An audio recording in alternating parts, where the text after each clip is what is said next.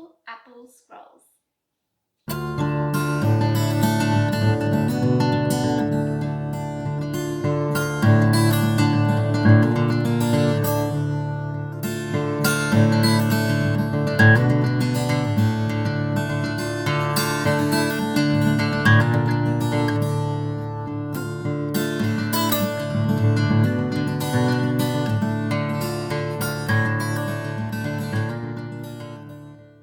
So for today's recipe, we're going to need a few basic ingredients.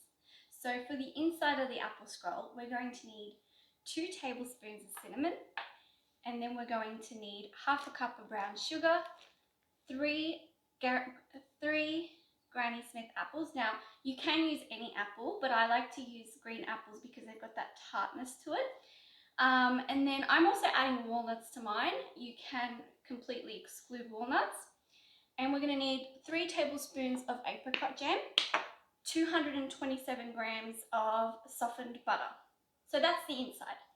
The outside, you're going to need 1 cup of lukewarm milk, 1 tablespoon of dry yeast or a sachet,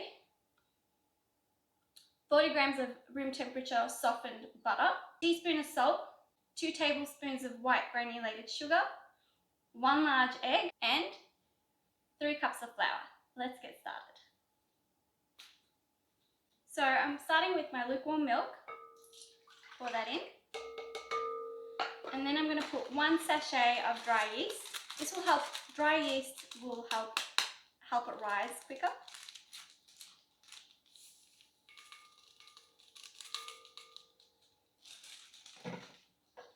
I have my 2 tablespoons of white granulated sugar.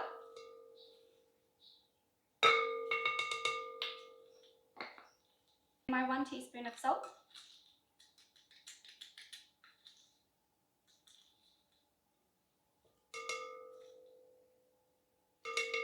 My 40 grams of unsalted butter.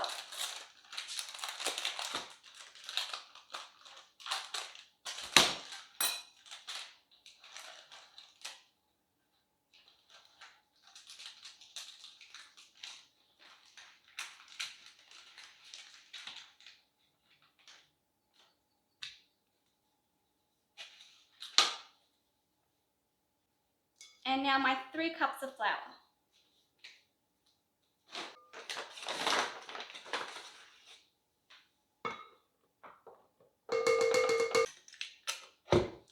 And now we're just going to mix it until the dough doesn't stick to the end of the bowl. So then when you pick it up, it's kind of got that tackiness to it rather than the stickiness to the fingers.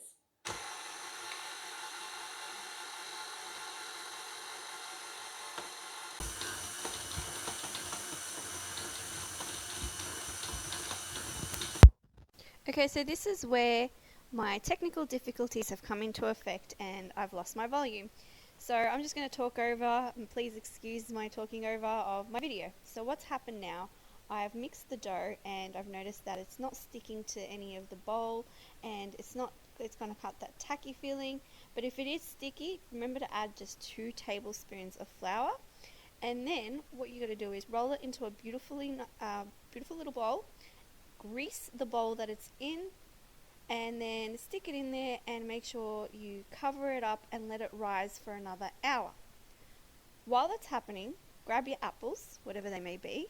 Make sure you've washed them because they do have wax on them most of the time, and start cutting them up. Again, I really enjoy the green Granny Smith apples because they have that tartness to it, and I do like keeping the skin on.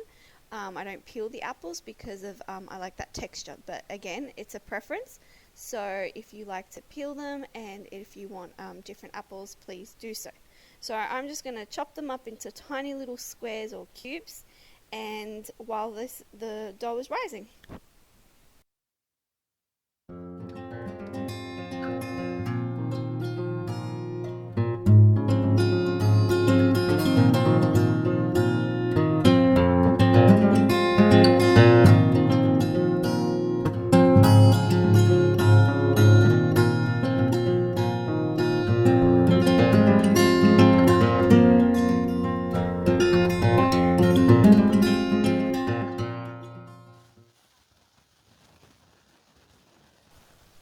So now I've taken my walnuts. I have kept the skins on. I haven't put them in water and peeled off the skins, again because that's the texture that I prefer. And I've only taken about half a cup of walnuts and I've put them in a sandwich lock bag. And what I'm going to do is I'm just going to beat them, and I'm not going to make them very fine. I just want different sizes and different pieces of walnut, and I'm going to add that into as part of the mixture for the apple scroll. And now you can see on the side I have my dough that's clearly doubled in size already, and you can kind of see there's a bit of a dense texture to it, and that's what you want. So now that it's been rising for an hour, I'm going to roll it out. Still not sticking to the bowl, which is exactly what we want. Make sure you roll it out, and it's going to be almost a rectangle when you roll it out. So you got to kind of knead it just a little bit and then keep rolling.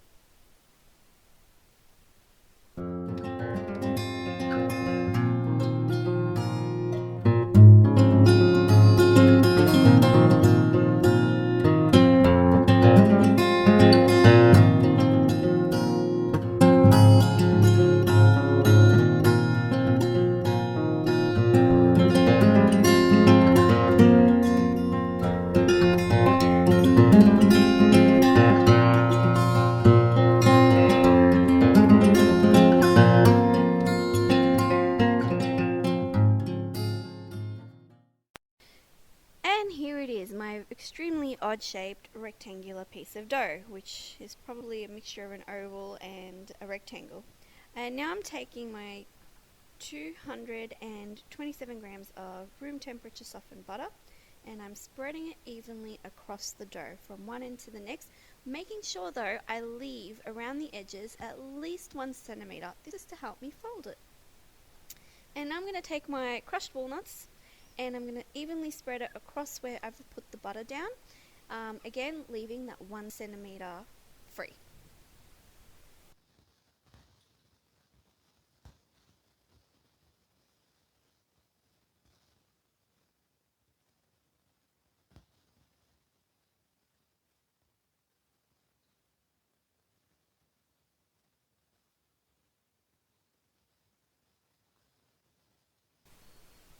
Okay, so I've taken the half a cup of brown sugar, the 2 tablespoons of cinnamon, and I've mixed them together, and I'm going to cover the stuffing, the inside of the dough, with this mixture.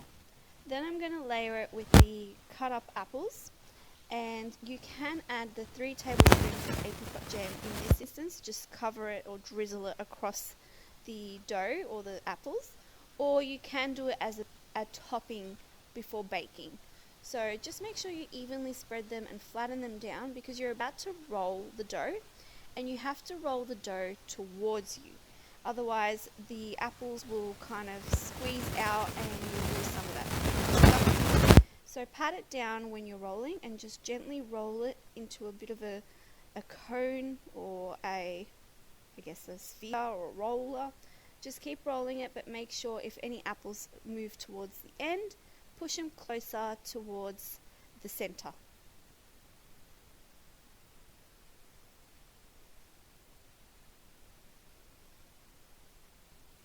So taking the ends that I mentioned not to stick on, or not to put on, any of the butter or any of the stuffing, those are the parts that are going to help stick it and blend it all together. So use those parts and push down and press firmly without obviously tearing the dough. Push it down to hold it all together in place, and also do the same to the ends of the dough.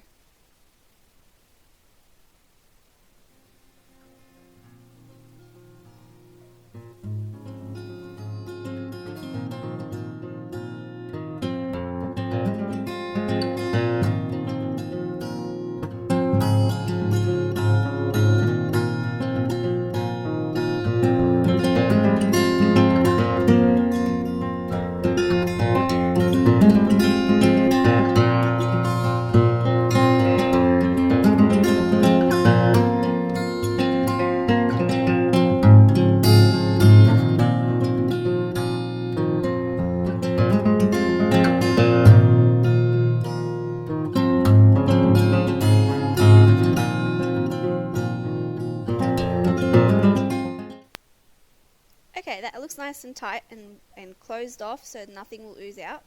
So now I've taken a oven bake dish and I've greased it lightly, and I've taken a knife, a sharp knife, and I've started cutting the scrolls or the log of apple scrolls down. So just making little round circles out of them from cutting from one end to the next. Try to get them all the same size because we do want them to look obviously aesthetically pleasing because people want to eat something that looks good. So just continue. You should get about 12 to 14 pieces if you continue on, if you have a tray as big as mine and you cut them the same size, and just keep cutting them and then lay them down next to each other, touching.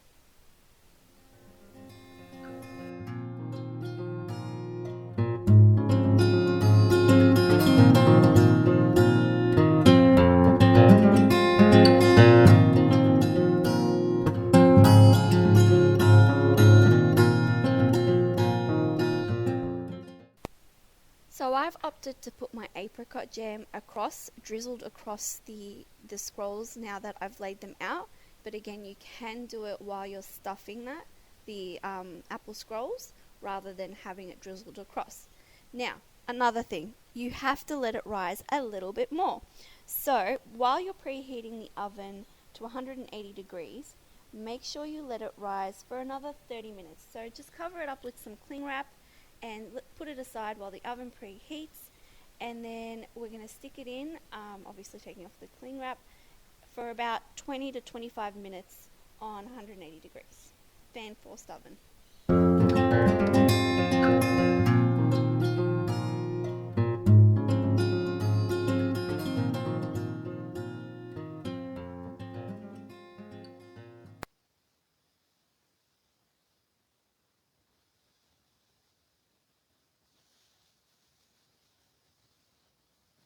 Ta-da!